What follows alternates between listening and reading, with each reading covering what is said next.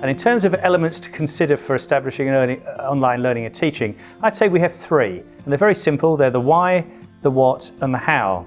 So let me start off by talking about the why. One of the most important things in terms of the advantages of being able to sort of do online learning and teaching is reaching a whole series of people that you may not normally have access to. That might be people in remote areas, or it might be people who are overseas, or in this particular instance, in this COVID-19 crisis, it's people who cannot get to campus and they are stuck at home. They're indoors and they're isolated.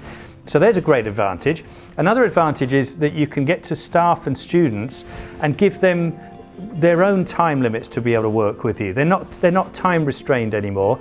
Another real advantage is giving students who have got either physical disabilities or perhaps learning disabilities, people who have trouble learning. It gives them longer to think about their studies, time to reflect on their studies, and then they feel far more confident. In fact, studies have proven overwhelmingly that students who are quite often shy in class, those students who wouldn't put their hand up or wouldn't contribute to a conversation, feel far more comfortable in an online environment where they have a certain amount of anonymity, or it's much more discreet, their presence. So there are some great advantages. Now the second element of what we talked about, it was the what. Now the what is all about pedagogy, it's all about curriculum. It's like, what is it you're trying to teach, or what is it you're trying to get your students to learn? And so a key point to remember here is that online is very, very different to face-to-face. They're two separate worlds. So the very last thing to do is for a teacher or an institution or a university to do is try and take what they currently do in their face-to-face scenario and sort of squeeze it into an online by putting it onto the internet. That really isn't going to work. There is no one size fits all, and so there's a whole range of different methodologies that we can use now to sort of adapt to different circumstances.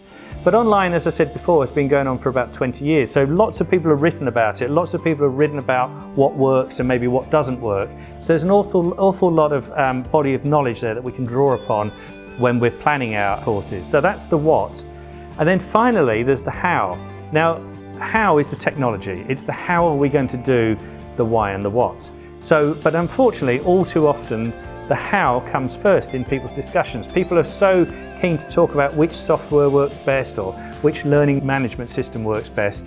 But in my belief, and in RMIT's belief, the how comes last. You work out why it is you want to do something, you work out what it is you're trying to do, and then you find the appropriate technologies to be able to deliver that or to be able to offer that. So very simply, the three elements for success that RMIT adapts is the why first, and then the what, and then finally the how, and that's our scenarios for elements of learning online.